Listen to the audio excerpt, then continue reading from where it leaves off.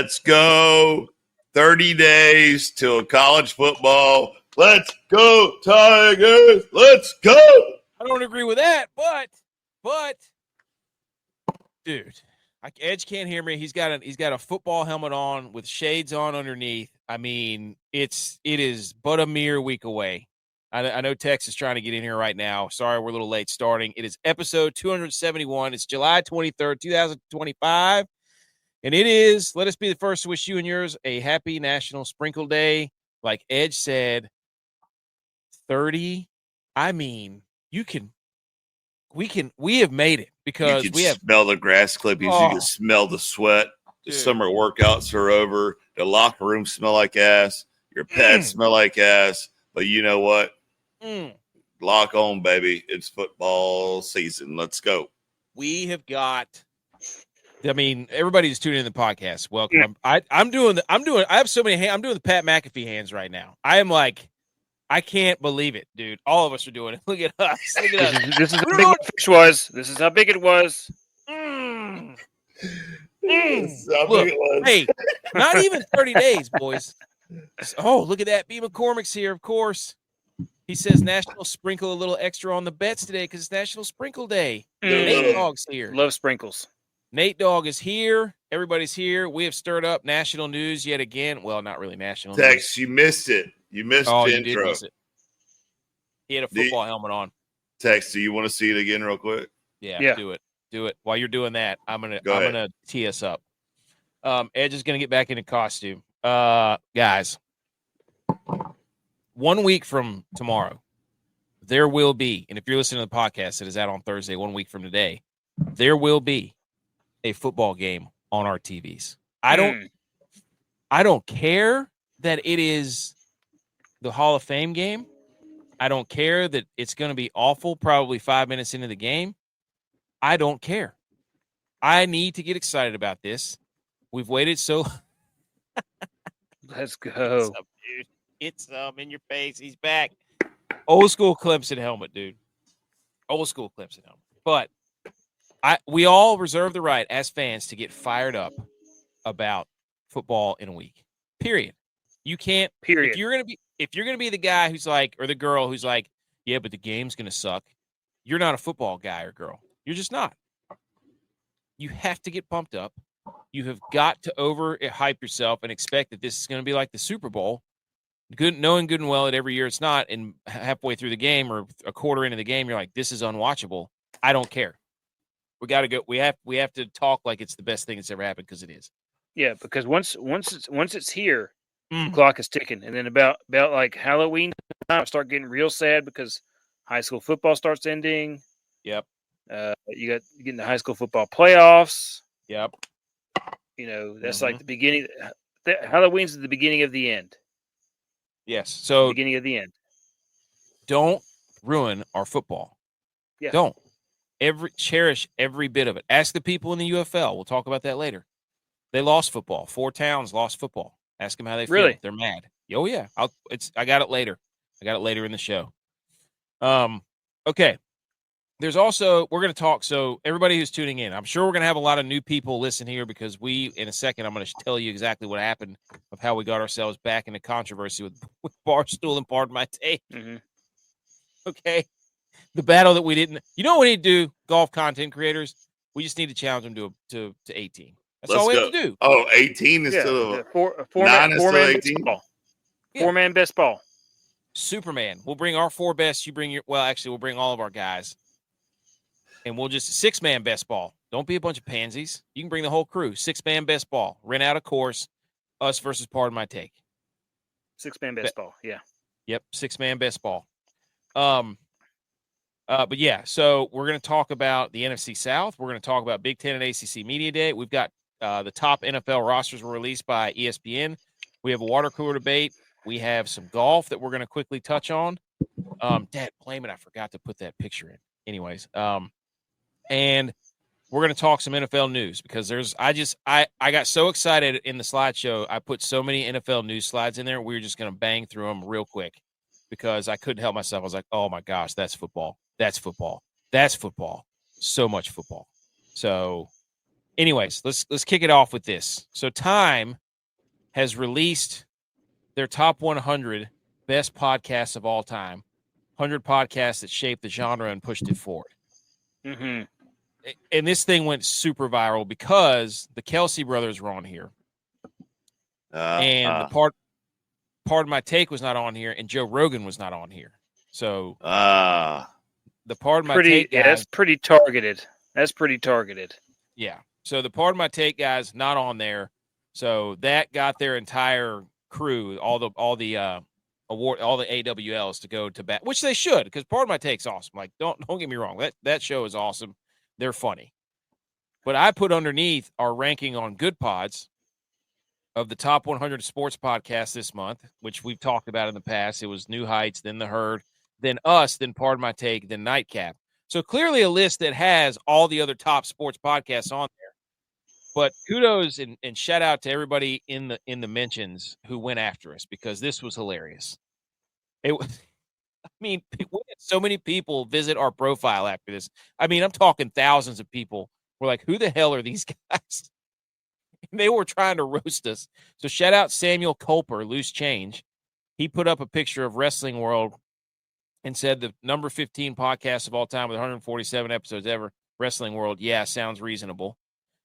FF Dynasty said, nice Photoshop. And I said, if you've seen our graphics, there's absolutely no way we can make that clean of a Photoshop. So that's debunked. Yeah. Get out of here, pal. CR. Can't even fix his microphone or, any other audio or any other camera. Or he fixed his camera during the live stream of the golf content. So, yeah, good try. Yeah. If you've seen any of our graphic and content stuff, you know that this is not possible. This is not possible for us to do that. And CR, at some tennis status said, just to check here, do you genuinely believe you're a bigger podcast than PMT? I mean, we didn't say this. We didn't say this. This is Good Pods. You can go on this app and look it up. We do not pay these people. We do nothing. So, and we're just good content. That's all it is. The people have voted. Zim 1021 said they don't think you're good. Okay, so that's fine. A lot of people went after us, and I just was chuckling because I didn't think it would make people that mad. People are big mad because they see rankings and they're like, nope. Because I guess we haven't played in the SEC. We haven't played anybody, Paul. And put us in an SEC schedule. Yeah, put us. Yeah. You know what? Maybe we're a Power 5. Maybe we're a Group of 5. I don't know. Mm-hmm. They want to argue with give this. us an SEC schedule and let us see how we do. Oh, give us the SEC schedule. But see how we do. The invite's always been open since the beginning of time. Yeah, it's always said, "Hey, come on the show." I have a shirt that says it. So we're not, again, it's just funny that I love looking at this. I open this app all the time because I'm like, I don't know how that happened, but I'm glad it did. And it's anytime you get a ranking and you're above somebody, I mean, you have to throw it in their face. Absolutely. It's the rules. Yep. You know what? I'm a man. I'm 40. Mm-hmm. Come at me. Dude, you're 40? Right. Jeez Louise. I'll be 40 in 6 months. Golly, I'm a man. I'm almost 40. Come at me. Hey, AK, we got to send this guy a walker. Football. Dude, we got to send him a walker. That's football talk right there. I got my eyes checked. I had to get new glasses, and I was looking through the styles, and I was like, "Oh, that looks nice." And then I kept looking at the styles. Like, what am I looking at? And then you're going to look at the pop-up specials, aren't you? Hey, they asked me if I wanted transitional lenses, and I had to think long and hard about trannies. I mean, I was back and forth. I was like, when you cross that bridge of transitional lenses, you have officially, you know what I'm saying? You had to think long and hard about trannies. Oh, I had to think long and hard about the trannies, the transitional lenses. I opted not to do it because I don't know that I would want to walk outside. Walk outside, they're on. Walk back inside, they're off. Snip, snap. I couldn't do it. Hold on, give me a second for my lenses change so I can read it. Yeah, that's right. I'm probably gonna have to look into some glasses here, like some readers. I've got 25/20. I can't. It's starting to get a little blurry. Ooh, starting to get a little blurry. Shut up, B mode, dude. Come on. Head protection is not a laughing matter. Beam, I need you to move back home to give me an eye exam. I won't go to anybody else. Do a virtual one on the show. We'll do it on the show. I won't go to anybody else. Do it on the show. Yeah, it was weird going to somebody else. I was like, this is not. I won't do it. It's not the same. I haven't got my eyes checked since BMO left. Yeah, I just can't do it. I can't cheat on them like that. Yeah. I felt so bad. I can't do it. But okay, so anyway, that was the time. I'm gonna have to. The time I get it checked. Yeah, you got to. The Times list of the best podcasts. It's all in good fun, people. If you have come across our show, the thousands of people that ended up checking our profile out after this, But at the same time, come on the show. Come on the show. I mean, hey, it's like you said, it's an open invite. It always has been. And they're not wrong. They're not wrong. No, these are time is wrong. Time is wrong. They should have put "Pardon My Take" on there because that one changed. That one changed sports podcasting forever. Yeah, and Joe Rogan is like the original podcast. I don't even know how you could leave that guy off the list. All right, time out. That list is already erroneous. What? Time out. Never listened to Pardon My Take before. You haven't? Never have. It's funny. It's pretty good. Like they're good, man. They're funny. Joe Rogan, I listened to a couple of them. I got a visitor. Do you see this? Look at this. Oh. I like it. It's so funny. Once all the kids, they start realizing you have a show or you're on the camera and stuff. They want to go see what it's like to be on TV. So, anyways, that was fun. And if you're new to the show, thank you for tuning in. Subscribe. We're going to talk sports. We're going to laugh. We're not going to take it that serious. So everybody calm down. We are going to have rankings and that sort of thing, but we power rank a different way. So, but hit the subscribe button. Leave us a review. All that stuff helps. What are we about to do next? I forgot. Where are we at? Okay. Yeah. I had one more thing. Two more things. We got to bring up the screen here, ladies and gentlemen, before we get into this. Man, I love slideshows. There's just no other way to put it. Ladies and gentlemen, let's get this out of the way. Rip the Band-Aid off. Okay. We have Masters tickets. The applications went out, and I don't know anybody who won the lottery in the Masters. So another year, another dream crushed, and your odds of winning are roughly 1 in 182, or money line odds of plus 18,000. So shout out to everybody who did. So I haven't even got a rejection letter yet. Whoa! So I might be in the running. You might be in the running. We still have hope. Everybody else has got rejection letters, right? I've got mine. Yeah, I'm out. I'm out. So I haven't got mine yet. So I'm okay. Fingers crossed. I didn't slip any cash in there. When I submitted the application, didn't give my credit card number or nothing. Yeah, no, I didn't. Just letting you know. So, but if your boy does it, go ahead and take vacation. Yeah, we are there. Secondly, another golf outing this week, boys. Golf content creators, you don't want this smoke. I 3-putted on number 18. No, on number 9 to shoot a 40. Same course. 9. Yep. Or different. Same course. Oh, so I've shot a 41 and a 40. I'm dangerously close to getting the handicap. So I don't have an official handicap, but I did make a birdie. So we're golf content creators now. I think Butch and I are going to play this weekend again. Same course. Same course. By the time this thing's over, I should be able to shoot in the 70s. I'll probably go up there and blow it up. See, if I played that 9, the front 9, my score would be a solid 90 right there. No, it's not that hard. I'm terrible at golf. So, hey, check the tape, dude. It's right there. All you got to do is go to YouTube and watch. Go to YouTube. Check out Breaking 40, Golf Chronicles. It's on our YouTube channel. We're going to keep doing stuff like that. You know what? I've already determined. We're going to set a date, a weekend. Me and AK got to go hit the links, and I'm going to verify if this 40 count is true or not. Let's go. I'm going to do it. Text you in. If it's a date in August, I could potentially be in. let's set the date then. We got to do this. We got to stop the talking beginning of about August. it. Okay. Settled. Wait a minute. Yeah, we'll get after the show. We'll get after the show. Yeah. We don't have to do it right now. I got to go look at the calendar. I'm just putting my scorecards up on the screen, and they're on video, so there's no way you can deny it. It's right there. BMO was watching.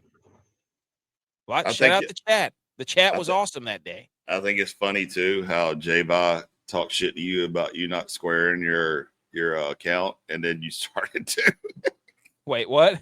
Oh, yeah, I did. I put the squares, not very good squares. Like filming and miking and sound and all that stuff yourself while you're trying to play golf is very difficult. Oh, yeah. I agree with So I see why people get film crews to go do this. But anyways, BMO said we will need a speed golf content at some point. I want the 6-on-6 best ball scramble with the Pardon My Take guys. Let's go. That's what we're shooting for. Okay, let's get warmed up. Let's get lubed up. Here, Fox Sports ranked the 10 biggest college football rivalries ever. Which one is your favorite? Number 1, they have Michigan, Ohio State. Number 2, Auburn, Alabama. Number 3, Oklahoma, Texas. Number 4, Army, Navy. Number 5, Notre Dame, South USC. 6 is Florida State, Miami. 7 is Florida, Georgia. 8 is Utah and BYU. 9 is Texas and Texas A&M. And then number 10 is Mississippi and Ole Miss. Honorable mention, there's a couple of them down there, but Tex, now look, I know exactly what you're going to say. This list is erroneous. Texas, but Texas in the horns up, horns. Rivalry. Do you agree with this? This ranking, this list. I'm going to go ahead. You're not going to answer. I think the only one that I would take off of there, because it hasn't been relevant in a long time, is Florida State, Miami. Look at him going right at the ACC, Edge. He's going right at the ACC. All right.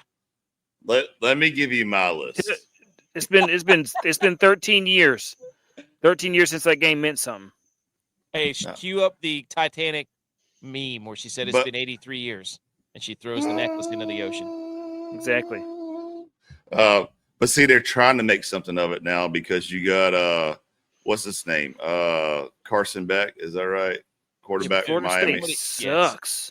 Get paid $6 million. The millions. Anyways, let me give you my list real quick. I don't know if you're ready for this. Give it to me. I want it. Number 1, without a doubt, hands down, Clemson, South Carolina. Absolutely. Give it to me. You got the ACC versus SEC.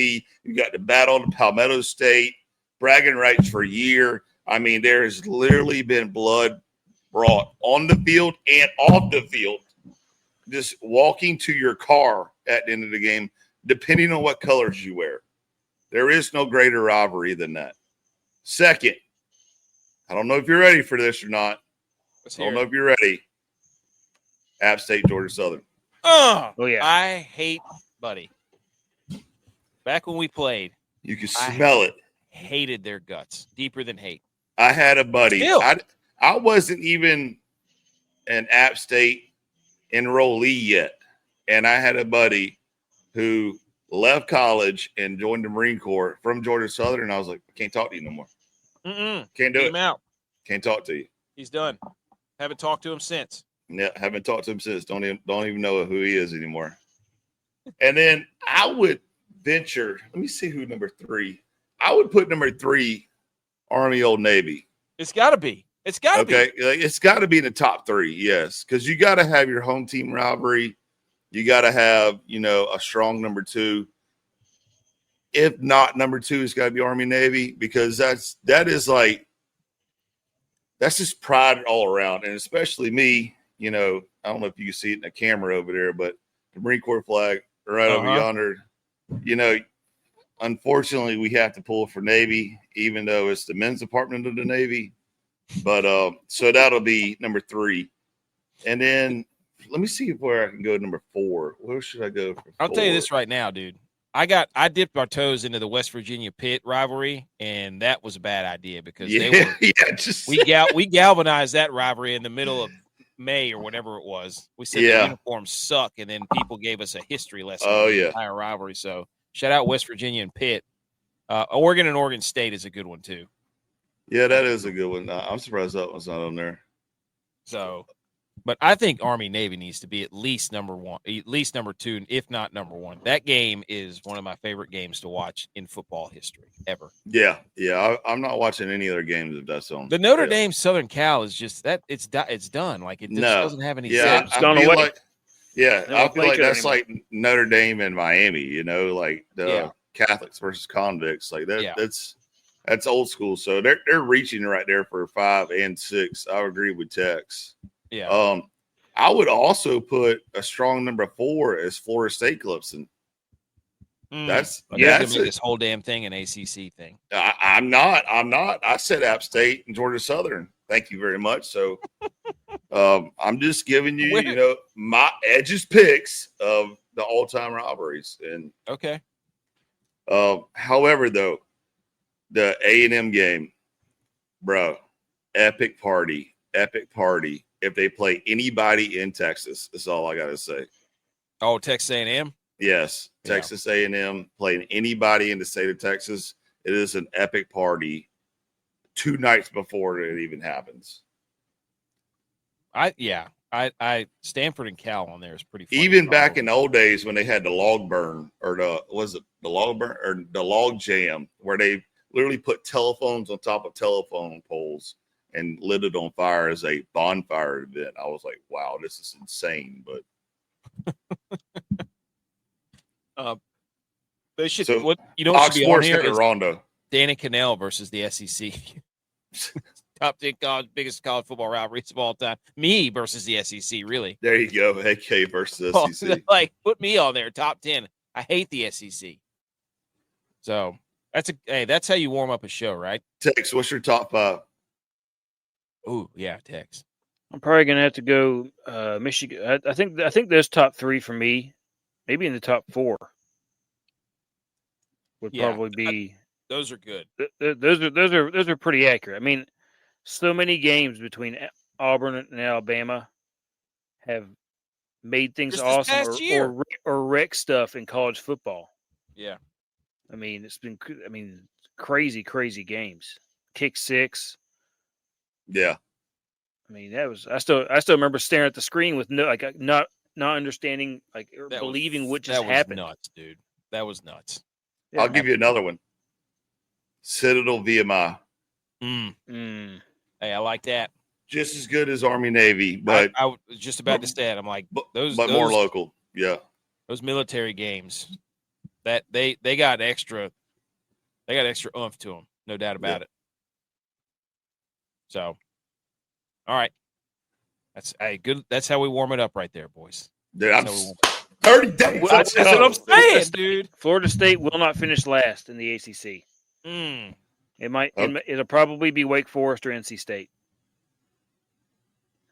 Wake Forest has the easiest schedule, though. Remember? Yeah, I don't know about Wake Forest being last. I don't know. I don't know about that, dude.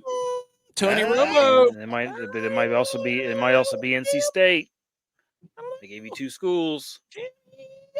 I would kill for a Tony Romo just right now, or Chris Collinsworth. Now here's a guy. It won't be long.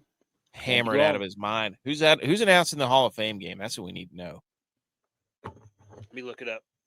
All right. While you're doing that, we're gonna salute everybody.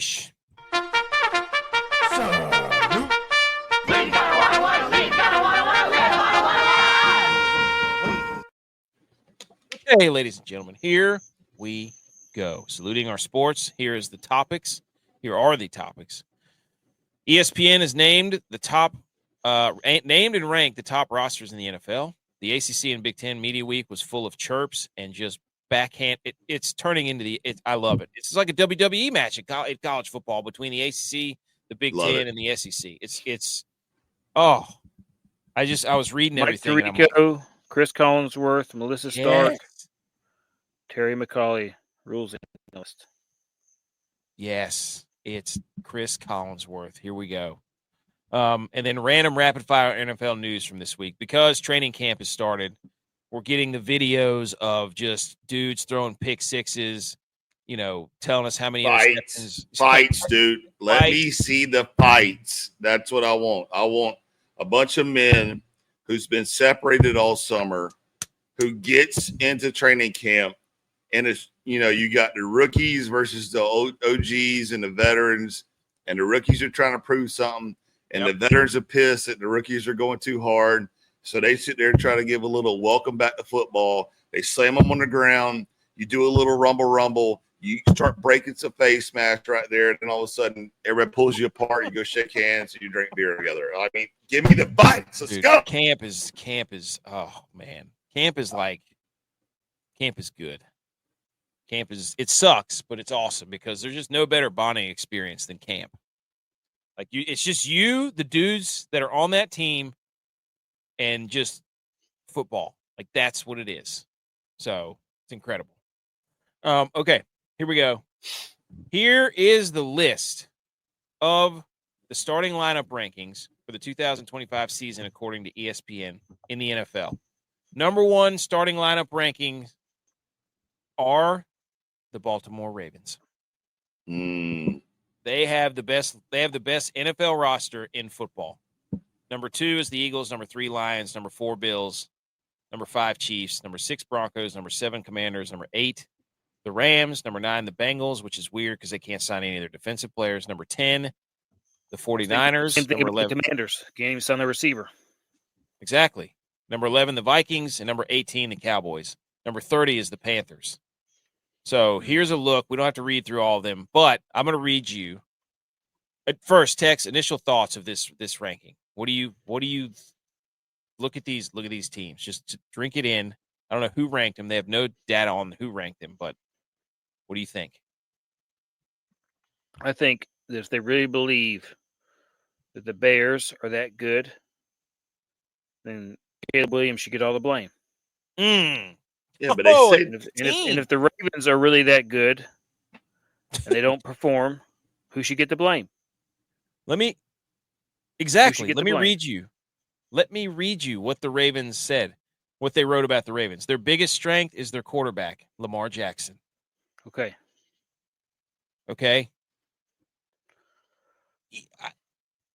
I am so sick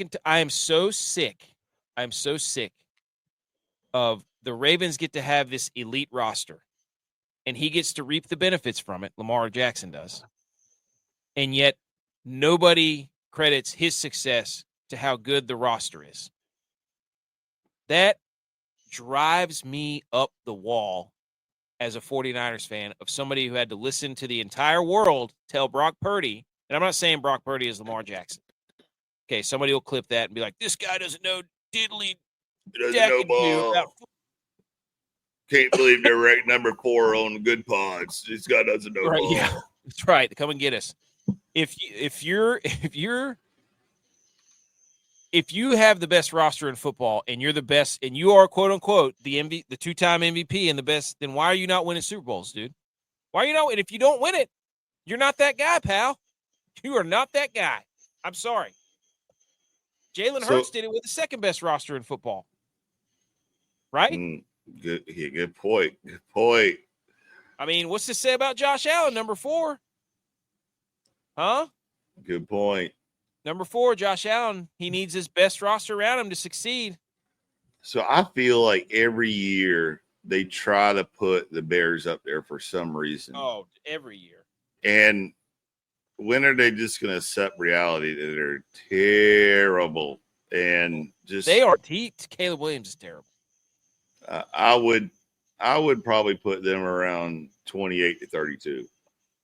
Agreed.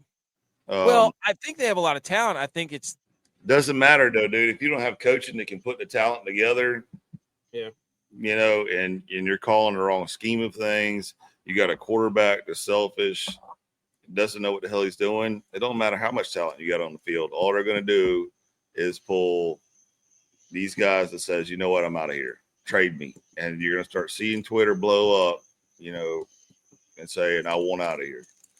Because that's how it is nowadays. If you're not happy, if you're not getting a ball or not getting catches or any of that, trade me. I'm open to trades on Twitter. And next thing you know, It's all you hear.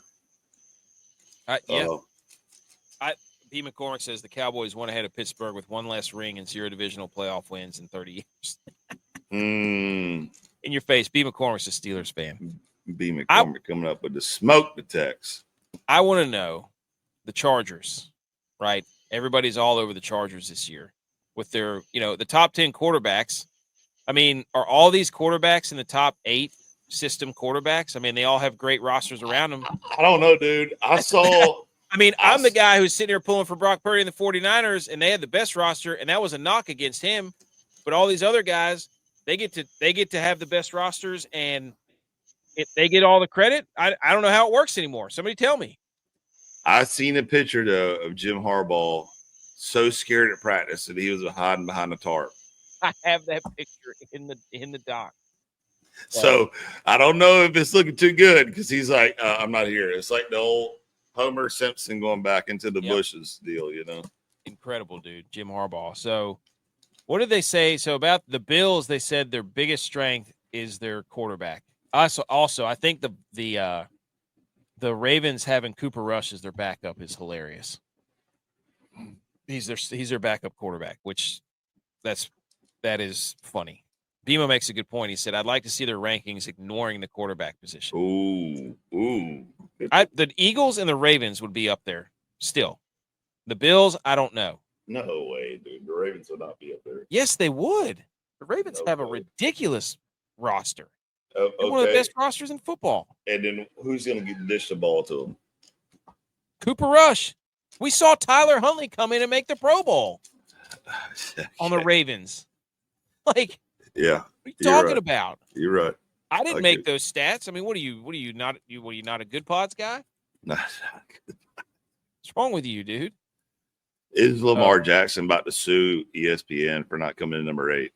Exactly. There you go, dude. He's going to sue the Rams, actually. Be like, I'm number 8. So I'm number 1 and number 8. The Broncos being way up there, that's a lot for Bo Nix. That's a lot of expectations for Bo Nix. So, how do you feel about the Cowboys being number 18, Tex? Hey, leave us there. I like the disrespect. That's how I feel about it. How do you feel about Jerry Jones telling Micah Parsons? I feel like Jerry Jones at 82 is no longer capable of running the organization, but it's his team. It's his team. Dude. He bought it, ran it into the ground for a little bit. So if he doesn't stop, he's gonna keep on running to the ground. I think we got a really good team. I know this ranking doesn't make any sense to me, but we got all the pieces. Here's what I find funny is that there's a lot of NFC South and a lot of AFC South in this bottom 10. Mm-hmm. You got the Jags, the Colts, the Titans are all in the bottom 10. You've got the Saints, the Panthers, and the Falcons all in the bottom 3. So it's just the South divisions are so bad. So bad. So, anyways. All right. Anything else on these rankings? It just feels good to look at these logos and just start talking about them. Mm-hmm. All right. ACC and Big Ten Media Day. This is just what we did last week. What we do every week is we just take and we just find quotes that we see throughout the media week, and then we just kind of ooh and ah at them. Like the ACC, they had a Pop-Tarts food truck at their media days. Is this a good move or a bad move? Well, I love the Pop-Tarts bowl. I think that's one of the coolest bowls. Yeah, edible trophy, all that stuff, the pageantry of it. It's beautiful. I mean, I don't really like Pop-Tarts anymore like I used to. They hurt my stomach. But they're so bad for you. I know, dude. I can't eat them anymore. I mean, it's like liquid chemical. I don't even know what it is. Yeah. But I think it's pretty cool. I don't remember last time I had a Pop-Tart. Now, they make Pop-Tart ice cream sandwiches. They basically put ice cream between 2 Pop-Tarts. Have you seen those? Mm-mm. You want to talk about messing your stomach up, buddy? That'll bubble gut you. If it's the ice cream that's with the regular ice cream sandwiches, then it's not even ice cream. It's just like fluffed up corn syrup. Oh. It's basically like mayonnaise. It's what it is. Corn. That's why it doesn't melt. Dude, let me tell you a quick story about Pop-Tarts. Let me tell you a quick story about Pop-Tarts. So, all right, let's go. And Quags can vouch for this story. All right, because Quags was there. We go do this training event in Quantico, Virginia, and our great master sergeant did not line up chow for us, as in he was in charge of one thing.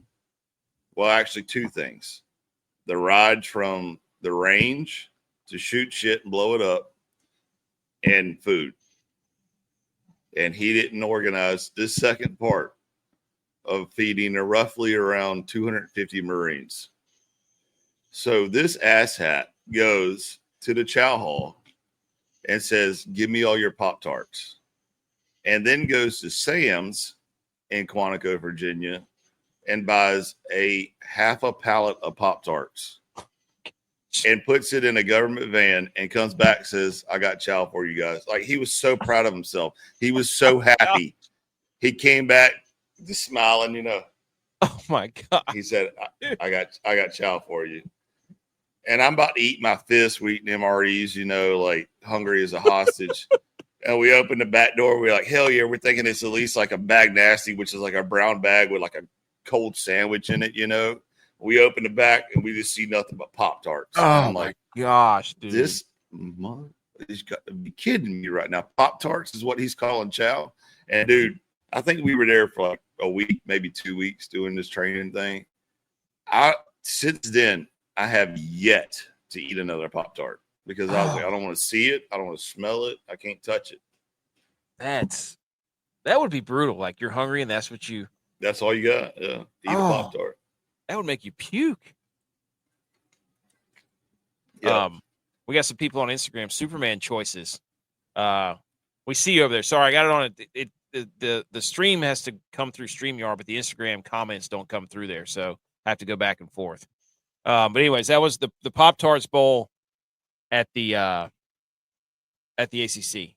Now, Rhett Lashley on the ACC and the perception of their conference. I love this, dude. When it comes to our league, there's only been 3 leagues to win a national championship that have won those leagues in their league right now since 1990. All the teams that have won national championships since 1990 are ACC, SEC, or Big Ten. In the last 15 years, we're tied for the second most championships with 3 with the Big Ten.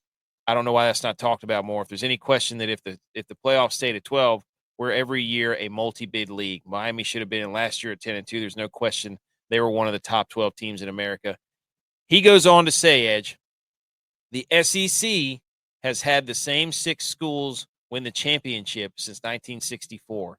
Not a single one has been different since 1964. That's top-heavy to me. That's not depth. There were zingers all I love that. day. Rhett Lashley. Are you an SMU fan now, Edge? SMU came in. Bow! SEC. Uppercut. That's why we're putting these in. Man, dude. There were zingers from Kurt Signetti, from Rhett Lashley, from PJ Fleck. They were just bomb. I don't know if the ACC and the Big Ten were just like, hey, here's calling each other saying, let go. We got WhatsApp group chat on the side over here. The SEC's not in it, and we're just going to throw haymakers at the SEC. I freaking love it. TJ said he came in halfway through that story, and now he hates Pop-Tarts. Dude, shout out. TJ, I saw that video of the steak and lobster. Oh, that was great. Nobody's going to get that joke unless J-Vi was on here, dude. That was funny. Coach Moore and his steak and lobster. What do you think of that, dude? Rhett Lashley just lashing out. I love it. That's what we need. We need to go ahead and make some shots fired. Like, again, we said it before, put the locker room material up. Let's go. I love this because now they're actually going to get a chance to, like, settle it. Like, you get You notice he didn't get after the Big Ten because they got smoked by Penn State, but I like they're setting the table of like none of these teams are ever going to play each other because they're all doing the same thing, which is scheduling nobody. And then they get to wait till the playoffs to really settle it on the field. It's going to be incredible. Like it's going to be phenomenal. Okay, this is from Exposing SEC. What do you think those 6 teams were? I'm just curious. Oh, the SEC? Well, obviously, what do you think those 6 teams were? I'm sure it's Auburn, Alabama, Georgia, LSU, Florida. That's 5. Mm-hmm. Auburn, Alabama, Georgia, LSU, Florida. Who's the other one? It's been a long time. Oh, are you asking me? Mm-hmm. I got 5.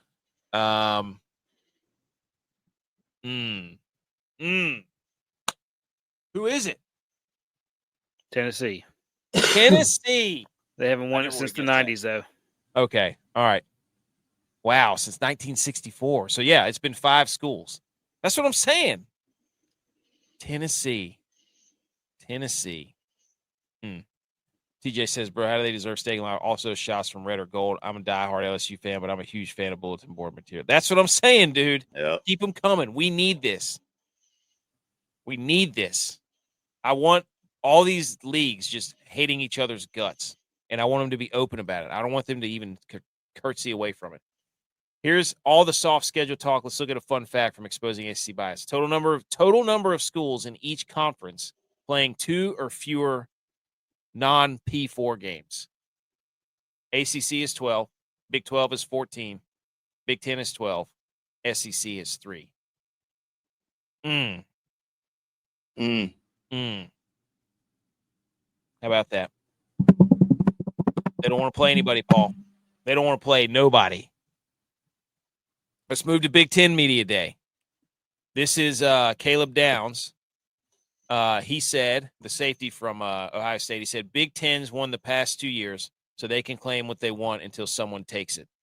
There's been a lot of talk about the better conference between the Big Ten and the SEC.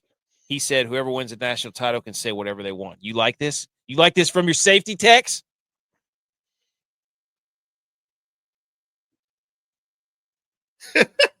Text inside. I was trying to tee you up, dude. Sorry, I'm rereading it. I'm trying to think and just put myself in his frame of mind. He's a safety for Ohio State. Okay. He's saying the Big Ten has won the past 2 titles. They can claim what they want until someone takes it. I mean, let's go. I think that you're thinking from your SEC brain. He's living off the past, and this is a new season. And I'd like to see Ohio State beat Michigan this year before he says anything else about anybody else coming and taking stuff. Yep. Oh my gosh, dude. Okay. PJ Fleck was incredible. First of all, his suit was spectacular. Yeah, he always looked fire.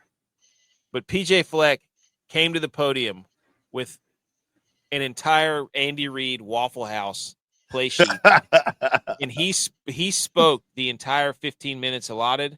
And then he said, well, looks like we're out of time. He didn't let anybody ask a question. Book it, dude. He spoke for 15 minutes straight and then got out of there. I love it. And I bet, if that is not the epitome. I love it, dude. No. He's got a giant, look how well he prepared for this thing. Yeah, and I guarantee you that's literally football players. That's nothing to talk about. He's just coming up with random shit, just stalling. Incredible. Incredible. But I think it's funny that the national title trophy's right. I want Minnesota to be good so bad because I love PJ Fleck. I don't know why. I just want him to succeed. I think his outfit on the sideline is incredible. I think the fact that he came from Western Michigan is incredible. Like his row the boat nonsense. He does that little sleeveless sweater deal with a tie, doesn't he? Mm-hmm. Yeah. He's got the tie with the vest on it. Like I don't know. He cracks me up, dude. Any thoughts on that? This is my favorite quote. Kurt Signetti, whenever they canceled their 2 games with Virginia, he said, quote, he's adopting an SEC scheduling philosophy. He's not wrong, though. Exactly. Dude, we just saw the stat from a second. Actually, I have a slide that shows you all the non-conference schedule of the SEC this year. We can take a look. But that was one of the, like he said, I'm adopting an SEC scheduling philosophy because they dropped Virginia to play ODU, Kennesaw State, Indiana State, Colorado State, and Western Kentucky over the next 2 years. Dude, that is priceless. Oh, Signetti, the cigarette. Dude, I love it. He is such a showman. I hated his guts at freaking JMU, but this guy is hilarious. He's a complete prick, it looks like, but he is funny. This guy knows how to play the fiddle. This dude is just cooking. What do you think about that, Tex? He's not wrong. Yeah, I mean, yeah. Okay. TJ says, off-topic question, but did you guys see the chat around Joey Aguilar going to Tennessee? He was a very serviceable QB at App, but they're acting like he's going to change life at Tennessee or so. Yeah, when I watched, is he better than the other guy they lost? I don't know. Nico. Yeah, I mean, he was what was holding Tennessee back. I mean, they had so many playmakers, and they had a great defense, and Nico was the thing that was holding them back. So if we don't feel like Aguilar's better, I think that makes Tennessee worse. But see, Tennessee starves for a quarterback ever since Peyton Manning. Like they feel like for some reason, I don't know if it's like the altitude of that or what, of that campus, but you had Peyton Manning. I mean, that's just how it is, though. Is they're like ever since Peyton Manning, they're like just starving for somebody just to come be the face of Tennessee again and actually make them relevant. And that's the only thing they've been pushing for years. That's how come they invested so much in Nico, thinking that, okay, this is the guy. This is going to be the guy to put us back on top of the hill. And then he dipped out, and now they're just reaching for straws, just trying to get somebody of substance, Well, they've got a kid from here in the Triad who's going to be going there next year, who is the number 1 recruit in the country. Well, he already made a mistake. I just think with Joey Aguilar, initially he should have went to Clemson. Initially, when you watch Joey the first year he played after he beat out what's his face, I can't remember his name. He ended up transferring to like Liberty or something. Berger got hurt. Joey Aguilar comes in for App State. Joey Aguilar, initially, you're like, this guy's a gunslinger. They're like, he's at the first time you see a quote unquote gunslinger and how they don't take care of the football and they take shots, you're like, this is freaking awesome. I've been waiting for this. And then the second go around, you're like, okay, this guy had a year to kind of figure out the playbook. I see it the first year when you're kind of rushed in there and you're just trying to make plays. But the second year, hey, man, maybe don't roll left and throw back right over your body to a deep post route going opposite from you. Like, don't throw from the left 20s, rolling left back to the opposite 20. Like, or the opposite 40. Like, you can't do that throw all the time. You can't be turning the ball over. Like his problem when he kept turning the ball over, just horrible throws, horrible decisions. So until I didn't see the growth over at least 1 year, I don't know if they're going to fix that or if what's his face is going to be Heupel is going to be able to just corral him and say, look, dude, do not turn the ball over. Jalen Hurts this thing. So we'll see.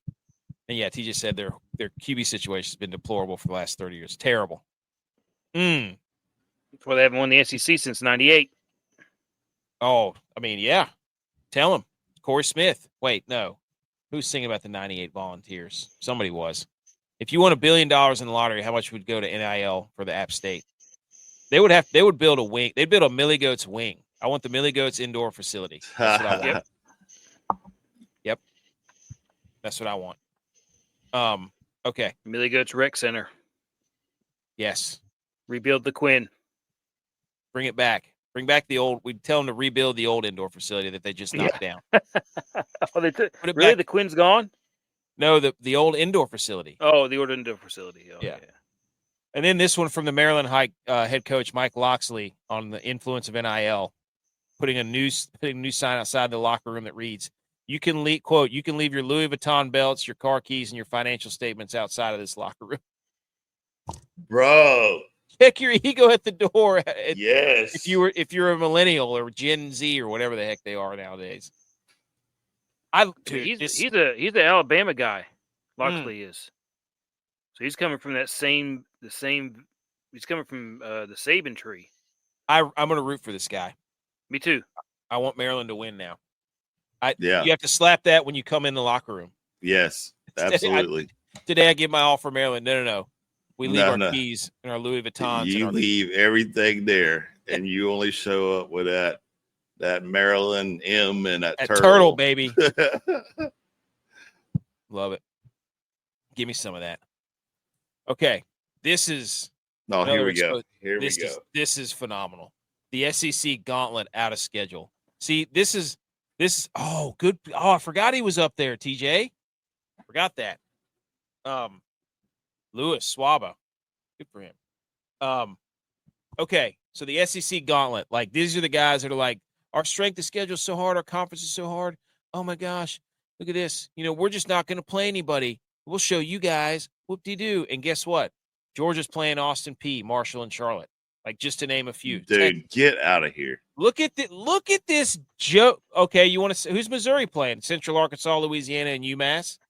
And you're not talking about like App State or Boise State or JMU or like these teams that are like known powerhouses in the Group of Five. You're talking about the Mercers and the Ball States and the Illinois State. Like, yeah, like come on. For those of you who can't see, there's a picture on the screen. If you want to go check it out on our Twitter or the video, it's just all the SEC's non-conference schedule. Kentucky, for example, Toledo, Eastern Michigan, Tennessee Tech. Like, you're going to put up this nonsense and then be like, our schedule is the best. Honestly, dude, like that's embarrassing right now. It's terrible. Tex, thoughts?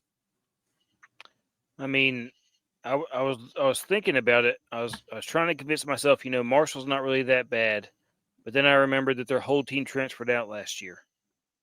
Yes, because their coach left. Their coach they had a weird deal. They won the conference and then their coach left or something, or they didn't give their coach an extension. They didn't give him an extension. He won the conference and they gave him an extension. UTSA, not a bad program. They've had a good couple of years for Texas A&M. Kentucky, complete joke. Yep. LSU. Now, LSU does play Clemson, right? I think there's one more game that they're not showing on here. Yeah, it's Clemson. First game of the season, dude. But it's, Oklahoma's playing Illinois State, Temple, and Kent State. Like, come on. I mean, if your schedule says anything with San Jose State, UTEP, or Sam Houston State, you already know you got a joke of a season. Oh, hey, but they play in the SEC, dude. They play in the SEC. Hey. It just means more because we just get to play each other and then have no other measuring stick other than each other and everybody who's in this echo chamber. Unbelievable. This is literally like this should want to puke. This should be clipped. I don't see Alabama's on there or Florida's. They probably don't have 3 gimme games. They probably only got like 2 or 3. Florida's got a rough schedule this year. They're missing 4 teams here. Florida has one of the tough schedules. Florida's pretty stacked. Like, they're playing everybody in the SEC. So I will say Vanderbilt is on upset alert against Utah State. Hey, 100%. Yep. But best offensive line coach in the country at Utah State. They're going to cramp up their throats. You should clip this, and every time somebody comes up with a strength of schedule argument or something about the SEC, this means more, whatever it is, just don't even say this and just clip this and put the eyeball emojis, and that's all you need to say. Mic drop. Yep. I agree. This is hysterical. Like, I don't even know how you defend this. But they'll be like, well, everybody else, like, we tried playing but it didn't get us anything, okay? So we're just not going to play anybody. We'll show you guys. See, we tried to be nice. Like, shut up, dude. Shut up. You saw what happened when you were playing out of schedule games. I mean, I had the whole thing saved somewhere on our Twitter account. I'll go look it up where teams were losing left and right. I mean, Vanderbilt lost to Georgia State or something, or somebody did. I mean, there were teams were losing all over the place. Or Mississippi State. I don't know. One of them lost to Georgia State. But anyways. Okay. That was ACC Media Day and Big Ten Media Day. Now let's move on to just rapid fire NFL news. Rapid fire. Head on a swivel, boys. Here we go. Let's go. Should we play some music? Should we play some music in the background? I think we can do it. I think we should bring TJ on for the Sun Belt preview. We bring him on for the NFC East. We'll do the Sun Belt and the NFC East last. We'll bring TJ on. Love that. Yeah. Love that. What is this? Oh, not that one. What are you going through your iPod? What? Here we go. NFL news, rapid fire. Philip Rivers is a little background music. Philip Rivers is retired. Okay. As a Charter. Great career. Best quarterback NC State has ever seen. Better. He was a better quarterback for NC State than Philip Rivers was. I'll say it. I don't care. What do you mean? Philip Rivers was better than Philip Rivers? Not Philip Rivers. Russell Wilson? Mike Glennon? Oh, dude, Glennon was terrible. He was supposed to be the best. He was supposed to be so good. He was terrible. Terrible. So he's the longest neck in the world, though. Longest neck in the world. I saw a blue heron when I was doing the golf stream the other day, and I was like, "Ooh, look at that little Mike Glennon action right there." Yeah, neck like 6 feet long. Dude, what were you gonna say? Neck in the world. I'm wondering, quarterback. Is he? I mean, he's obviously the best quarterback the Chargers ever had. But did the Chargers call him and say, "Hey, we want to do this as a publicity stunt now, just so we can make some news"? I think no. This is Jim Harbaugh. Jim Harbaugh. Yeah. He was giving out the patches with all their accolades last week. Like Jim Harbaugh is all about. I love that. Yeah. I love what Jim Harbaugh's doing. Football guy. What, hiding behind the tarp? Doing football things. Shout out Philip Rivers, finally retiring, and all your weird throwing angles for sure, and all your kids. That's going to be. Are each one of his kids going to have to give a speech? So, okay, the Browns have unveiled a new alternate helmet for the upcoming season. I can't remember what it's called. I hate them. Get it out. It's trash, dude. I mean, come on. The whole uniform's brown. So, I don't know. Secondly, they said that this guy that they did a big unveiling out there in Cleveland somewhere, and the guy taking the photo fell off the platform. Now, now it's on the water, right? Now, so it's on a barge. Yeah, with a blow-up helmet for the guys that are listening. Yeah, for the guys that are listening. Yep. And inflatable helmet tied down to a big barge platform out in the water. They got the mascot. And homeboy's over there taking a picture and pulled an AK on a wet knob, and blew his knee out. I almost killed myself on that And next thing you know, the caption says, "Safe to say, Cleveland Browns' new helmet made a splash." Now, Hey, I did some research. This is fake. They're saying this is a fraudulent trip.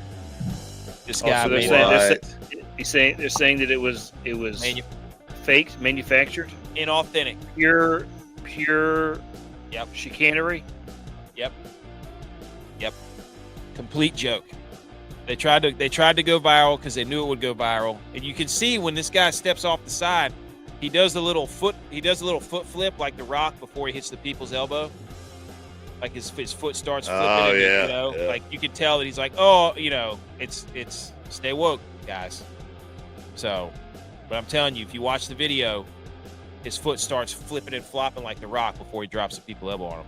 TJ, the rest of the uniform is basically the same thing.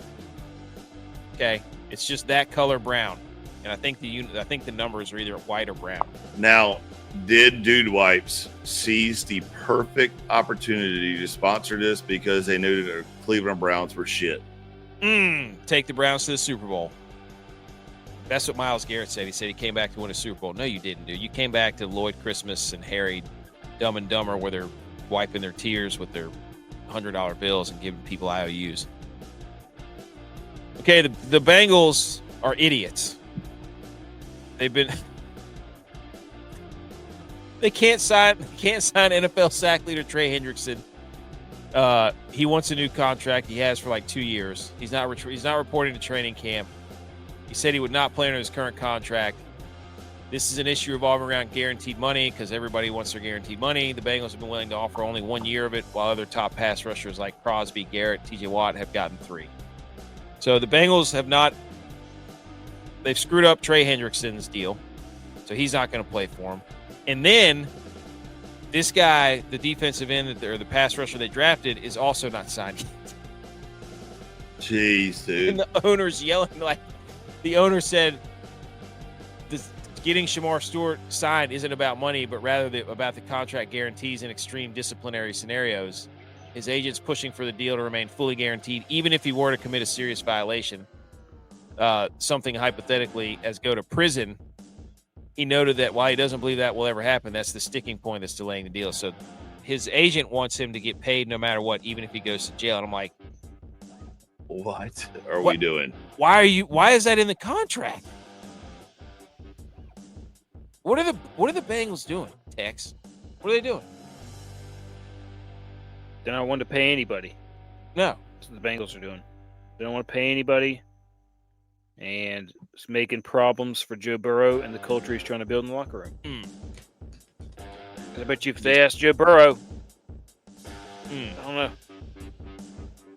So it's they don't want to pay anybody. They don't want to pay anybody. Said, how do you not that's sign what's holding them back. 17 sacks. Agreed, how do you TJ. not sign your rookie? Agreed, TJ. I mean, the Cowboys haven't signed Micah Parsons, and they're watching the price tag go up. But I think Jerry Jones is doing that on purpose. Well, that's what he did with Dak. He kept waiting everybody else. He's going to wait. He's going to wait. He's going to wait and wait, and then sign him at the last minute, so that people keep on talking about the Cowboys. And and he doesn't even care if he has to pay a little bit of a fine because he waited too long to make a deal. He just wants people to talk about the Cowboys, and he says ridiculous things. That's why Jerry's playing the game. He's not serious. Nope. He's not serious. TJ said the owner has the nerve to say that Hendricks is hard to deal with, dude. And he said, no, your franchise is crap. Yeah, dude. They haven't been able to sign. I'm shocked they signed T. Higgins and Jamar Chase. Okay, Caleb Williams says his 2025 goals. If they would have given Hendrickson the deal 3 years ago and given him whatever was the highest paid at that point, they saved themselves a ton of money. Yeah, like they just paid him then. Yeah. But now they've put themselves into a corner where he's wanting to be paid what these other guys are getting paid, which is way more than it would have been 3 years ago. So just make the deal when the guy wants to make the deal. Yeah, making the highest paid then. And be the person who sets the market early, and he's still getting paid. And then he'll probably want another deal, but at that point you're gonna be like, we already gave. But at that point it'll be at the end of his career. I have Caleb Williams on his 2025 goals. I have self goals. Quote: be the first 4,000 passer for the franchise, 70% completion percentage, going downfield and scoring points on drives, and above all else, winning football games. What do you think? What do you think about it? I would say that if he was really above all else winning football games, he'd have mentioned that first instead of individual accolades. Well, first of all, let's be real. This is the Bears, so the Bears. Like, this is very lofty goals. The very lofty goals for anyone that is on the Bears. I mean, winning football games, lofty goal. Scoring points, lofty goal. No, the Bears had the 15th best roster. Did you not see it? Walked into the best situation that a rookie could have walked into. Yep, and still stunk it generational talent. Thank you. Still, how did it turn out? Let's go. Dude, getting himself beat up because he's holding on to the ball too long. Doesn't know what he said. I was watching him. I was watching him today. I'm watching him today in training camp because obviously we watched film on this show. And he's backpedaling straight up like it's 1943. Take your drops, dude. You at this point should be taking your drops and doing your footwork like nobody else in the league. So TJ said he wants so badly for Caleb Williams to do well, but he hates his fingernails. That's a weird deal, man. His fingernail situation. Yes, like that's if he would just go about his business and be a really good quarterback instead of doing all these weird Prince things. You got to win. You got to win. You got to win. Dude. Win first. That's say what you want. McMahon. I mean, they've had a bunch of weird quarterbacks. McMahon was a weird guy too. Yeah. Wearing his sunglasses and like cut-offs, like just being a weird guy. But he won a Super Bowl. Can't argue with that. I don't care what you do. You could paint. You know what? His coach should be like, Caleb, you can't paint your fingernails until we win 9 games. Just for reference, Caleb Williams threw for 3,500 yards last year. So he's wanting to throw for 500 more yards than he did last year. And his completion percentage was 62.5. Why would that be his first goal? Was be the first passer? I don't know. 4,000 passer yard or 4,000 yard passer franchise. That's just a weird. He should be up there and be like, look. Probably because it's part of a bonus of his pay or something like that. I just want to not turn the ball over.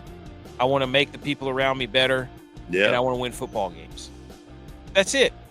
Yeah. I guarantee you he's getting a fat nugget for a pay if he hits 4K. Or I want all my receivers to get their bonuses. There you go. Yeah. I want to take care of my boys. I want to spread the love. I want my offensive line to dominate. I'm going to give them a shout out, and then we're going to win together as a team and blow everybody out of the fucking water. And if I was a Bears win team, your Super Bowl and then talk about breaking records. There you go. Yeah. I want to win the division or go, have a winning record in the division. Like there's so many, you could tell this is a sentence where he started talking and then he was like, oh no, I got to rein it back in. I got to reel myself back in about winning football games. Oh, okay. This is the guidelines that he gave Caleb Williams. Say what you want. Say what you want. Okay. Say about Jalen Hurts. Say what you want about Jalen Hurts. About maybe he's not the best passer. Maybe he's not the best thrower. But when he talks, he's talking about the team first. Be a good leader. Caleb Williams needs to go and watch a hockey press conference. Every quarterback needs to listen to what Jalen Hurts says and how he goes about his business. Because that's what a quarterback's supposed to do. He says all the time, I'm the thermometer. I set the temperature in the room as the quarterback. I would say that's what he is definitely Jalen Hurts owns the huddle, and he is a locker room guy, and therefore Dak Prescott needs to take notes. Yeah, but Jalen Hurts tries to do too many motivational speeches. He's trying to do too many. No. Yeah, he's trying too much. No. Jameis Winston. No, you're thinking about Russell Wilson. That's Russell Wilson. Jalen Hurts is addicted to quote cards on Instagram. He wants to get on the quote cards. I don't think he is. I think you're confusing with Russell Wilson. He's not addicted to it. No, yes, you're thinking of Russell Wilson. Jalen Hurts is always trying some cryptic nonsense. That's why he wears that stupid hat backwards. There is a reverse DeChambeau. Oh, anyways, Ben Johnson gave Caleb Williams some homework. He said, spend 30, 40 minutes to an hour a day in the playbook. Footwork, which I just said. Williams noted how his footwork isn't going to be key to his sack numbers coming down.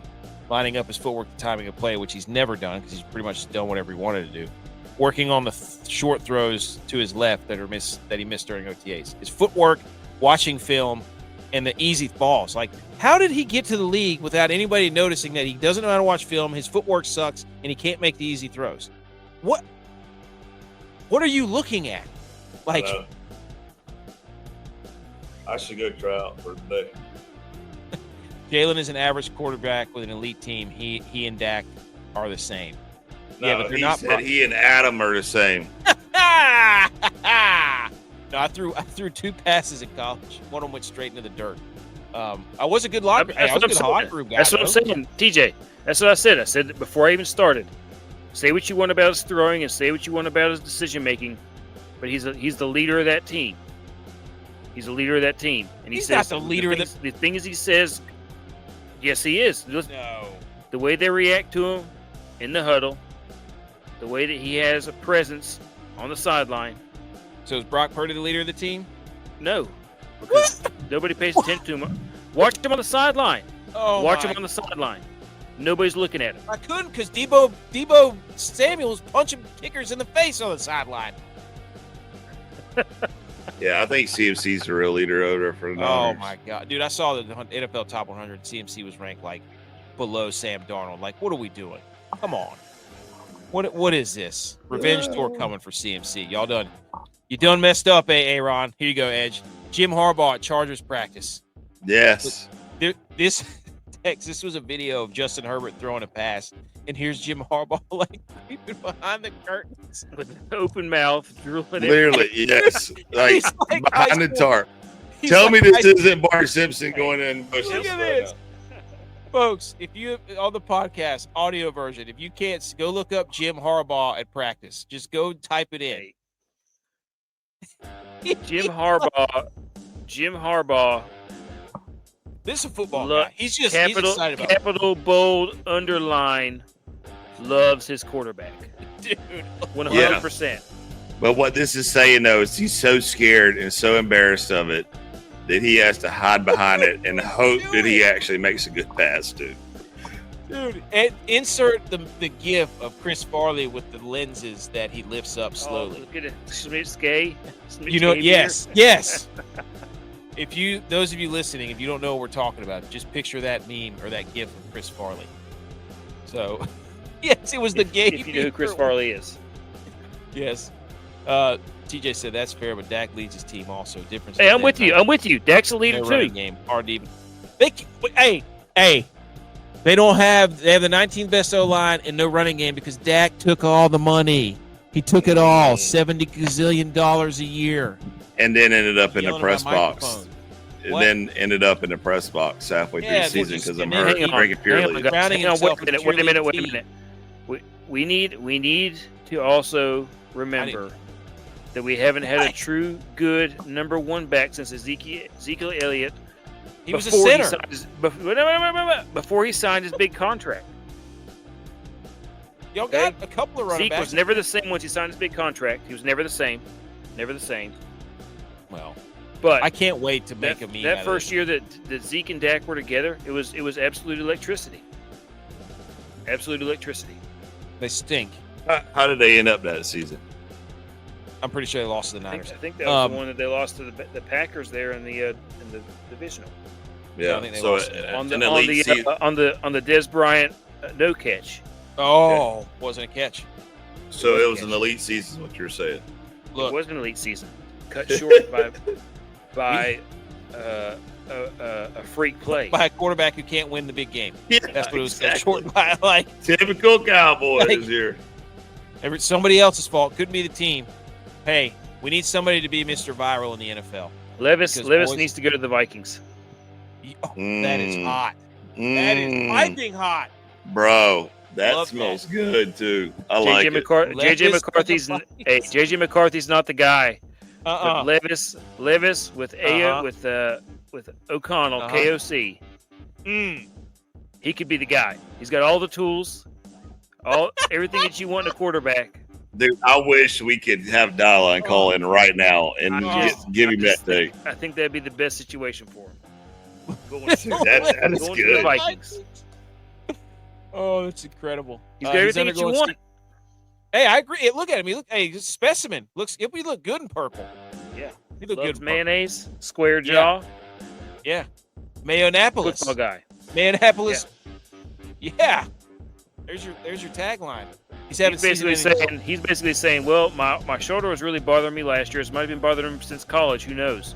Yeah. And he's looking at the situation. Cam Ward's coming in. He knows that Cam Ward's going to be the guy, number one draft pick. He's saying, I'm going to go ahead and get myself fixed up, take this year off, and figure out where I can go after that. Yep.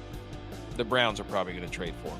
You better guarantee. That would also be Browns are trading for him. Or the Steelers. I bet you the Steelers will try to trade him. But anyways, he's having shoulder surgery. Shoulder surgery. Holy smokes! And I remember the game he got hurt. But anyways, what surgery is it? Do we know? I'm not sure. I didn't look that many Shoulder. details, but Shoulder we need surgery. somebody to pick up the slack because he provided. Him and Jameis Winston were just content machines. It's incredible. And okay, Geno Smith. I don't know. It's between Geno Smith and Jalen Hurts who wants to quote cards like this. Love that. Geno Smith says, "quote I didn't come to Vegas to roll the dice. I came to run the table." Come on, Geno. Dude, let's go. Oh, Geno. I love it. Geno from Reno, baby. Let's go. Him and Jalen Hurts and Jameis Winston. We just have to have a quote card off. These should be, what are those things they call them, NFTs or whatever? Look at Geno, dude.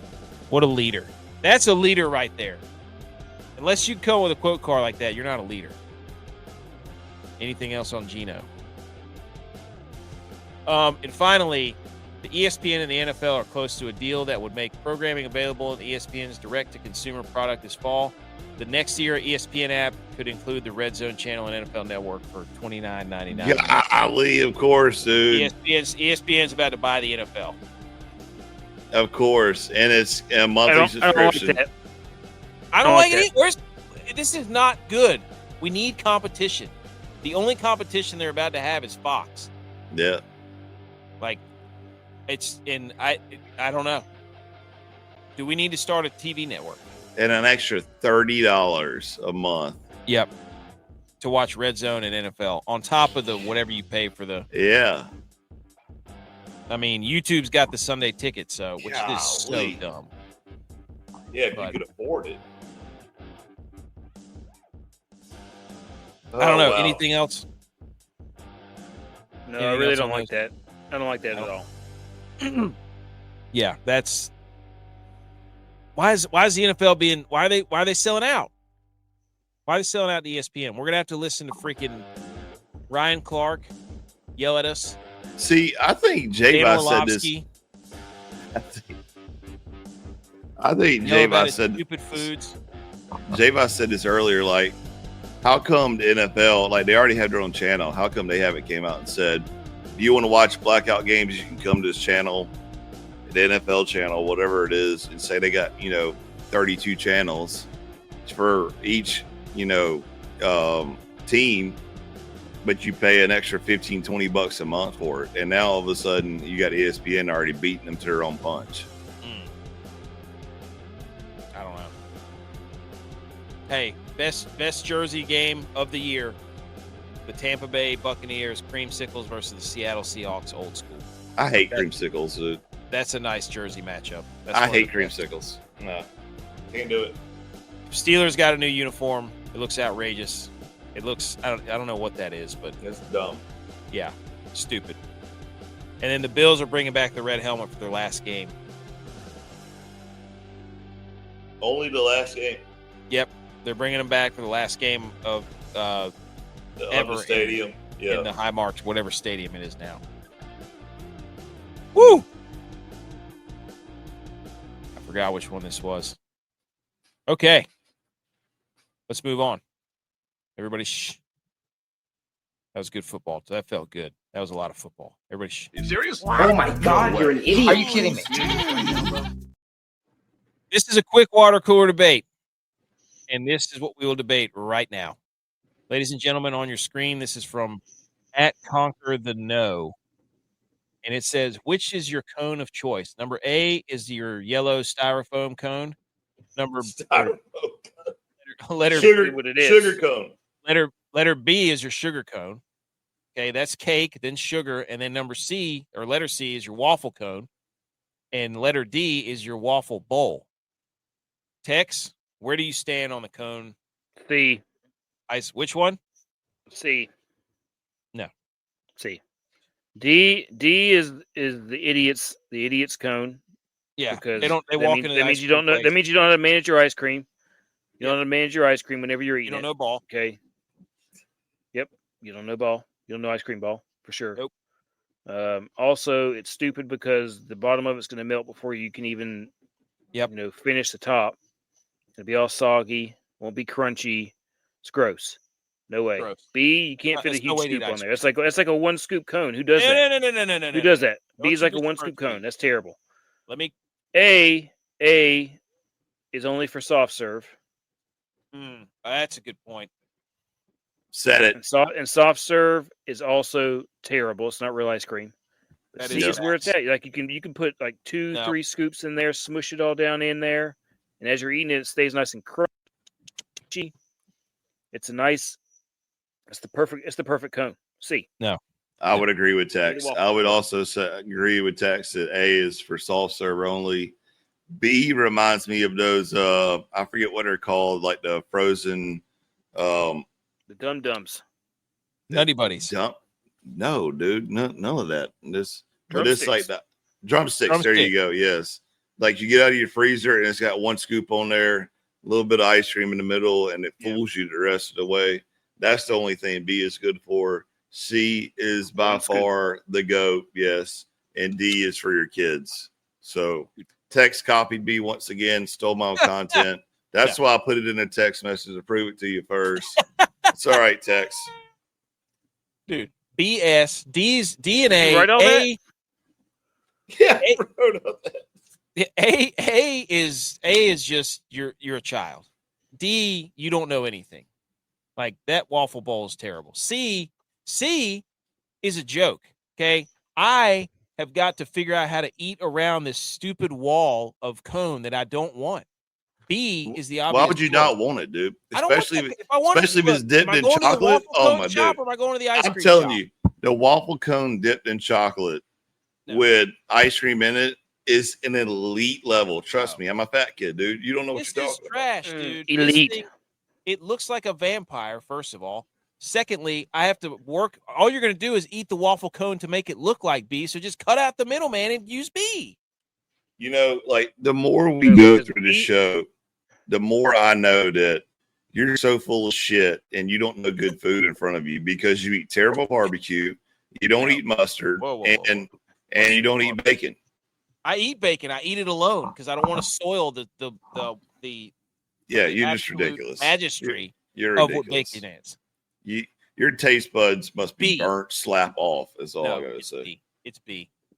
It's B because you're going to make C B anyways. You're going to make C turn into B. B McCormick is with me and Tex saying C's the GOAT, so we win. He says C. All right. Well, Tex, were you going to say anything else?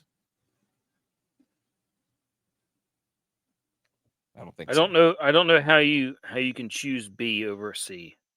Because C is fraudulent. You put the ice cream on top of the cone, and then what? You eat the ice cream individually of the cone. I'm not a mix. Like I'm not going to sit there and eat my cone, then the ice cream. Eat my cone, then I want to eat my ice cream, then I eat the cone. Period. I don't want to eat them both at the same time. Yeah, but then you're racing against the clock, which is you want to enjoy your ice cream. No, I don't. I want to eat it. I'm not taking it to dinner. Why don't you just eat the whole thing in one bite? If my brain wouldn't freeze. So, B. McCormick says the steak and the chicken weren't touching on the grill. See, they weren't touching. See, told you. He didn't even see the picture. Yes, he did. Okay. We've everybody. Shh. We got to move on. Oh my gosh! All right, everybody. Shh. Football. Yay! We spent way too much yelling about stuff, which is usually what happens. So we have to run through the NFC South very quickly. NFC South pivotal things we are looking for. Number 5, the Falcons pass rush pulse. Can they get it back? Because they were terrible last year. Number 4 in the NFC South. Is this Kyle Pitts' year? Does he finally break through? You know how many fantasy football teams are like, this is the year, Kyle Pitts. Number 3, is Sam Martin the Pro Bowl punter? That's what we're looking for from the Panthers. Get our guy to the Pro Bowl immediately. Number 2, who's the Saints quarterback? Because I don't even know if the guy's signed yet. And for the NFC South, number 1, will Baker Mayfield win an MVP and shove it straight in the Panthers' face and the Rams and the Browns? Any questions on any of these? No. Okay. These are just pivotal things we're looking for in the NFC South. I pull up the division and I just write down immediately what comes to my mind, the first 5 thoughts. And those are the 5 thoughts. There was no research done on this. Here are the NFC South odds to win the division. The Tampa Bay Buccaneers are at minus 105, the heavy favorites. Atlanta's at plus 240. Carolina's at plus 370. The Saints are at plus 1,400. And the Bucs won it last year at 10-7. They ended up beating out the Falcons 8-9, Carolina 5-12, New Orleans 5-12. Do you think the Bucs are easily the favorite, boys? Yes. Okay. 100%. I don't. Yeah. I think we've got a slide here with their over/under. The Buccaneers win over/under total is 9.5.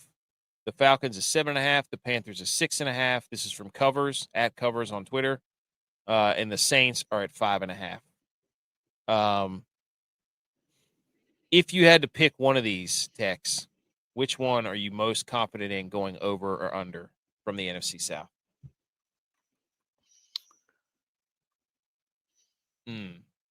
Hot seat. I put you on the hot seat right now. I'm going to say that the Tampa Bay Buccaneers go over 9.5 wins. You're a big Baker guy, aren't you? I like Baker. Mm-hmm. Dude, I don't know. Panthers might be under. You mean under? Yeah. 6.5 for the Panthers. I mean, they play the Buccaneers play each of these teams below them twice, so that's 6 wins right there.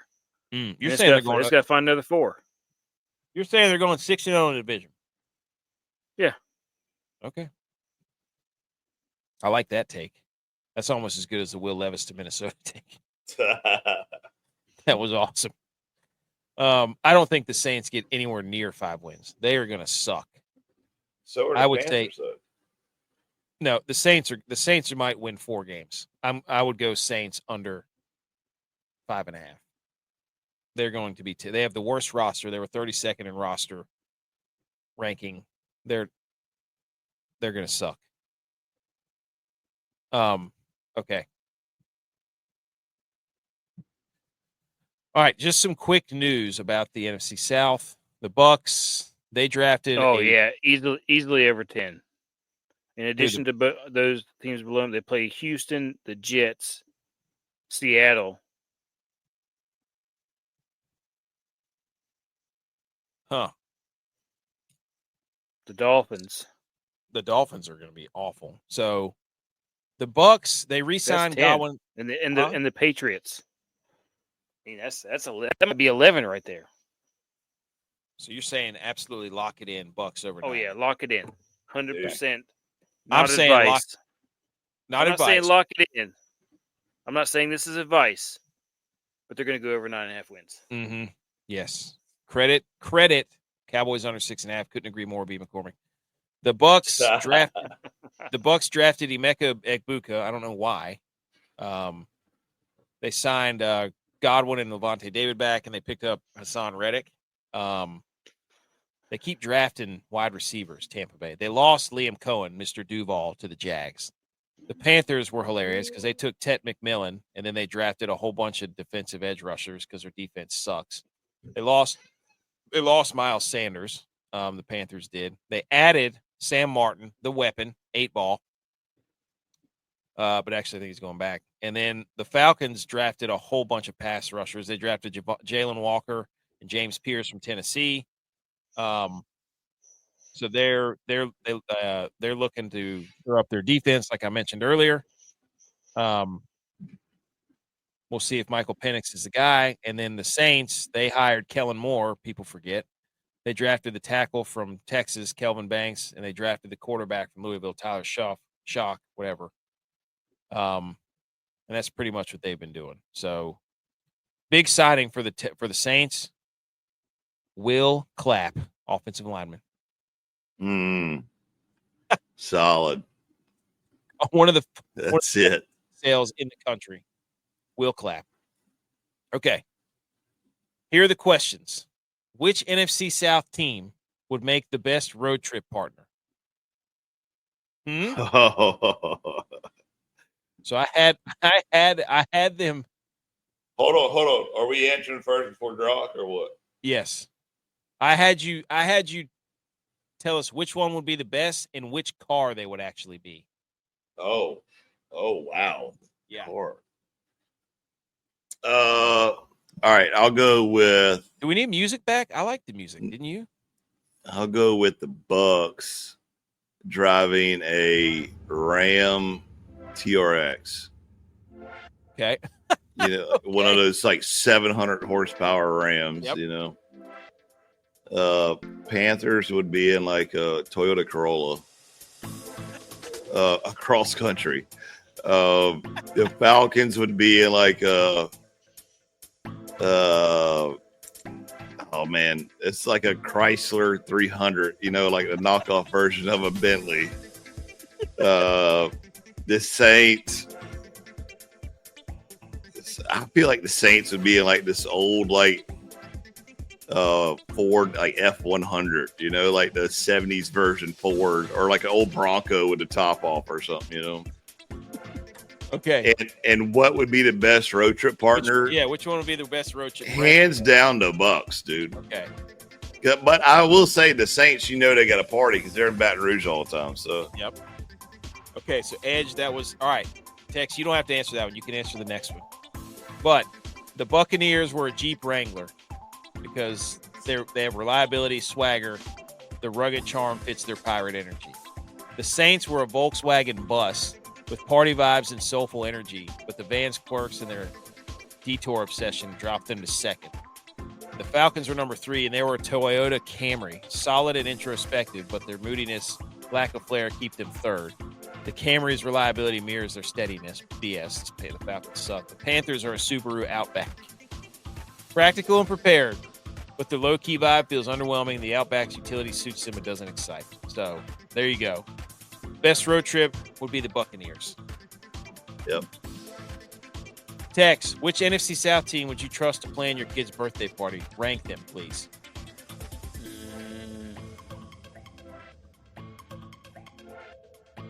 I'm going to say the Saints would be number 4 at the bottom of the list. Okay. What? Dude, New Orleans is a dirty city. The team is disorganized and bad as well. So I think that'd just be a disaster. And I'm going to go number 3 is the Panthers. Because while they're in a good city, the team and the ownership is in shambles. No leadership. Still trying to figure things out. No leadership. Mm-hmm. So they're number 3.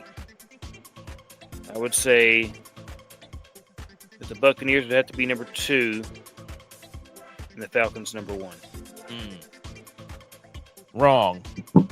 The Bucks are number 1 because kids like pirate ships. The Saints are number 2 because they have Mardi Gras and kid-friendly Cajun treats, which I don't believe. There's nothing friendly about Mardi Gras. No, not at all. I'm reading Grok. This is questions with Grok, by the way. Yeah, like the colors might be like kid-friendly, but everything else about it. They said you could have not. a private event space in the French Quarter. You don't want a private. Yeah, no chance. not Mardi Gras. Now. Not for kids. No chance. Party vibe, or the Panthers would be number 3rd. They'd keep it simple and wholesome. People love Sir Purr. That's a good point. A community park near Bank of America Stadium would be where the party was. Falcons would be last. And that's pretty much it. So it goes Bucks, Saints, Panthers, Falcons. So who you'd want to throw your kid's birthday party. Okay. That's enough of the dance pop music. Thank goodness. No dance more of these. Are giving me a headache. No, we're done. One. You said that was it. Yep, 2. I listened to you. You said no more. 2. I listened. I told you I would. You just got to tell me, dude. Okay. Quickly, some golf. We're gonna go over quick golf stuff, and then we'll do how dares, and then we're done. Good gracious! I know, dude. I got lost in the football. I got lost in the football stuff, dude. I told you that. Let's quickly go through this golf. Yeah.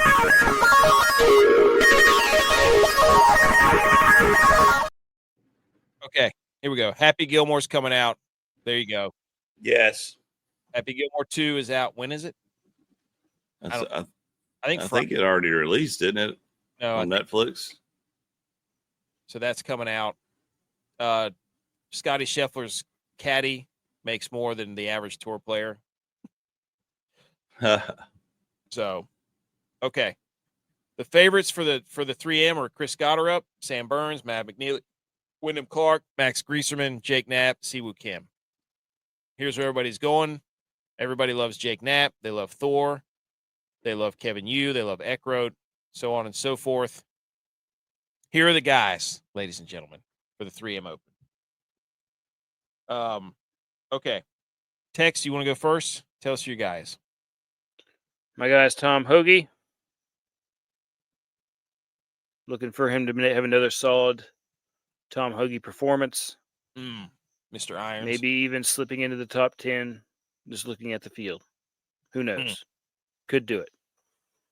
Done it before. He has. Edge, Lucas Glover is not playing. Jacob Bridgman. Yep. Only other Clemson guy in the field, I think. I could be wrong, but usually if Glover's not playing, I throw the other Clemson guy in there. Usually one of them's playing, so Bridgman. Okay. There you go. I'm giving you Jackson Suber, 6,900, top 20 plus 400. Playing pretty well right now. I also hate how they've readjusted the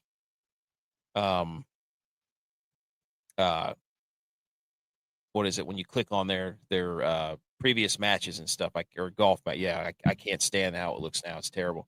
J-Vi gave you Joel Damon because he gave him the new caddy bump. Dylon's giving you, of course, the most expensive guy on the board, Alex Norn, because he can't help himself. And then Butch P is giving you Eric Van Rooyen for obvious reasons. If you know, you know. Shout out the video he sent us, because that was the only guy with Van. Yep, got you. You got it? You got it. Shout out Butch P. There you go. Okay. How dare yous? And then we're done.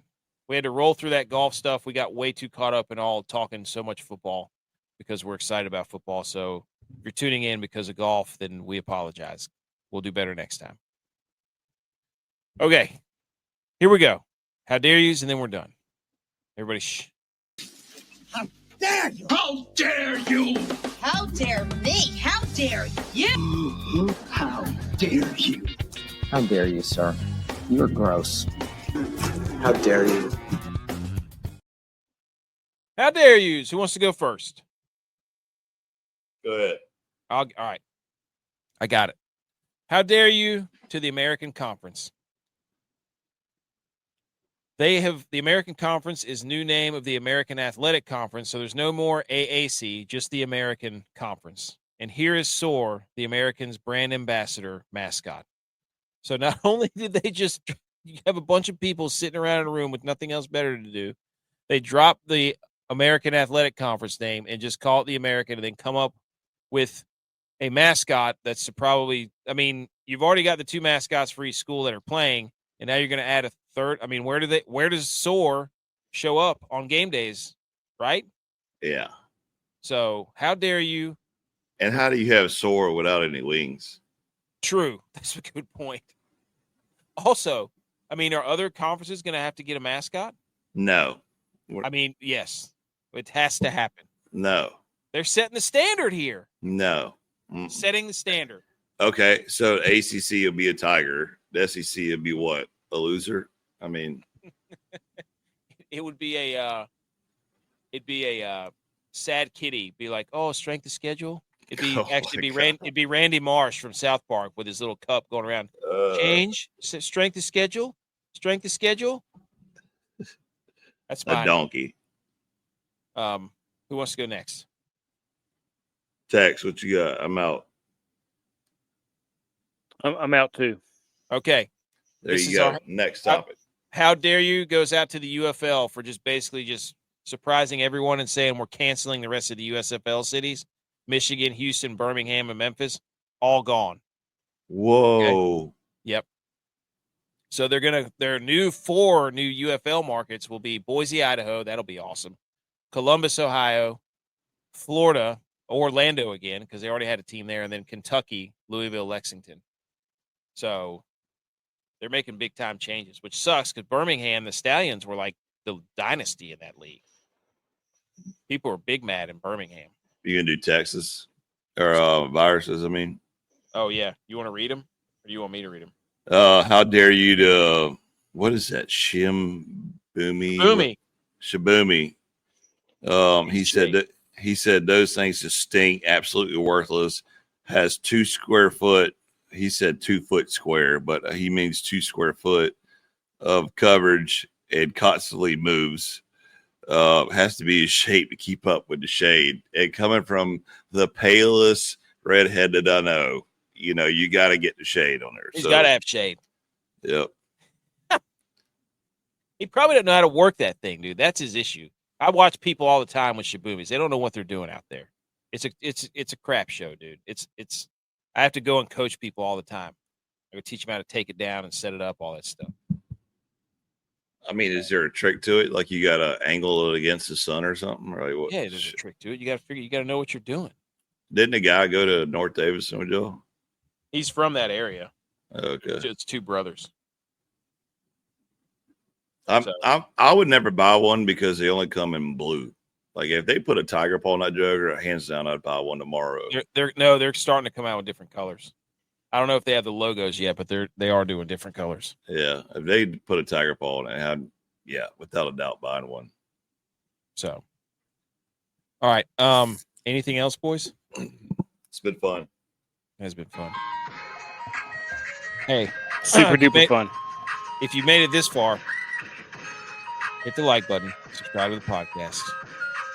Let's have some fun this football. Sorry we didn't get to everything that we probably should have, and we had to rush, but we got excited about football. So sorry. We're not sorry for getting excited about football. Sorry, not sorry. Won't apologize for it. Sorry, not sorry. Nope.